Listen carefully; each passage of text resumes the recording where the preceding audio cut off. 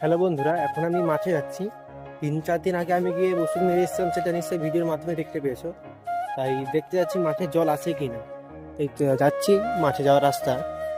আমাদের ঘরে মাঠটা ওই যে মিনিটা আছে না, ওইখানে ওর পাশেই আছে মাঠটা। তবে পর্যন্ত আমি যাই, তারপর তোমাদের কাছে পুরো ভিডিওটা তুলে ধরছি। অবশেষে আমাদের ওই মাঠটার কাছে পৌঁছে গেলাম।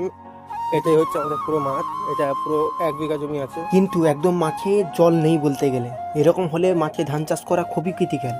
আর সব থেকে বড় কথা হচ্ছে 3-4 দিন আগে আমি ওষুধ মেরে গেছি, মানে এখন জল খুবই দরকার। না, যতদূর সম্ভব দেখছি মাঠে একদম জল নেই। দেখতে পাচ্ছেন জল একদম নেই।